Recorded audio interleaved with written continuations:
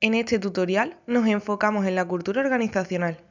La cultura de calidad es una parte de la cultura organizacional. Si trabajamos en la cultura de calidad, lo hacemos con la intención de que la cultura organizacional tenga los elementos de calidad integrados en su cultura.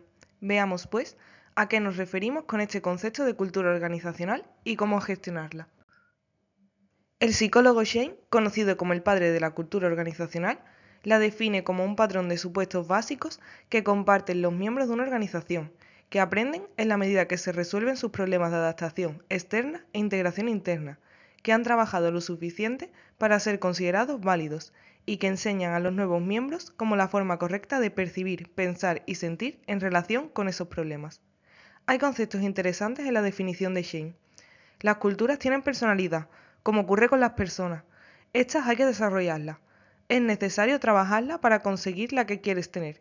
Y siempre hay una cultura organizacional, ya sea o no, la que tú gestiones o la que deseas. Si no la gestionamos, la cultura será la que nos gestione y probablemente la personalidad de la organización sea lo que lo defina todo, incluido tu propio trabajo. La cultura se desarrolla sobre todo al principio de las organizaciones y a medida que los profesionales aprenden, mientras trabajan y resuelven problemas, si tiene éxito, la organización lo interioriza y lo transmite, independientemente de que esto siga siendo válido o no. ¿Y para qué hay que gestionar la cultura organizacional? Contrariamente a lo que decía Shane, la mayoría de los altos directivos creen que su principal tarea es definir e implantar una estrategia. Pero como ya decía Drucker, independientemente de la estrategia que se implante, a esta se la comerá la cultura. Puede hacer que desaparezca en cualquier momento. Si no consigues gestionar la cultura, olvídate de todo lo que venga detrás. ¿Y cómo se gestiona la cultura? Es necesario hacerlo en todas sus dimensiones, desde las más evidentes y fáciles de gestionar a las más profundas y complejas. Shane propone un modelo basado en 3 niveles o dimensiones. Suelen representarlo como un iceberg. Lo de arriba, los artefactos, representan el 20%, es lo más pequeño y fácil de trabajar, y el otro 80%, lo profundo y significativo, pero también menos evidente y difícil de trabajar, son los principios y los valores.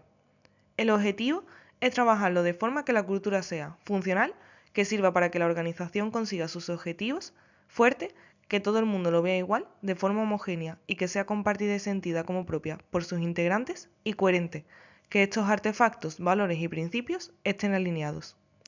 Shane habla de 3 dimensiones de la cultura organizacional. Los artefactos, la parte visible que está en la superficie, representa lo evidente y observable desde la propia actividad. La plasmación de la cultura. Son fáciles de percibir, pero pueden ser difíciles de entender. Los valores.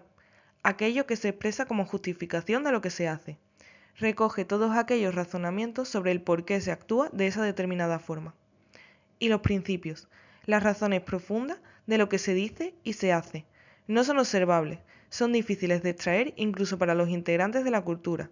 Están profundamente arraigados en el inconsciente de la organización. Un ejemplo llevado al mundo de la calidad sería la manera de hacer las cosas. Los artefactos son visibles a cualquier persona que venga de fuera. Deben ser coherentes con lo que se dice que se hace en una organización. Por ejemplo, si una organización cuenta con procedimientos donde se establece la importancia de planificar el trabajo y la manera de hacerlo, es decir, los valores, y además eso se basa en la filosofía y cultura propia de la organización, los principios, debe verse reflejado también en lo superficial, es decir, esa planificación establecida debe verse y observarse por cualquier persona, interna o externa, por medio de planes, registros, etc. Pero puede resultar sencillo que estos elementos no sean coherentes. Por ejemplo, los procedimientos no se siguen, se hace todo como siempre, cada uno a su manera, sin organización. Entonces los artefactos son incoherentes con los valores.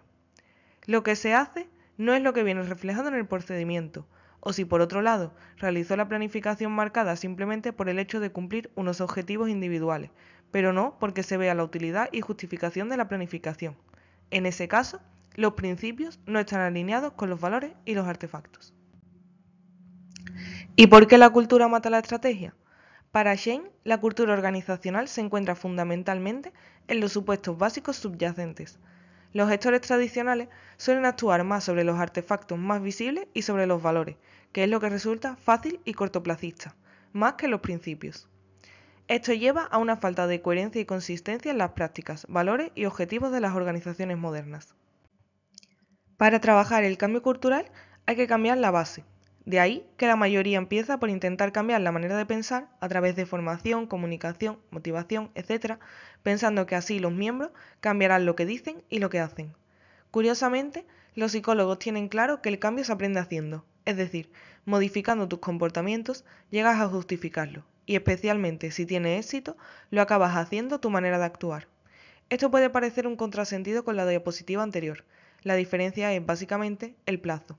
Perseverancia en el propósito, como decía Deming, y sobre todo el grado de solvencia, compromiso y estilo por parte de las estructuras de liderazgo.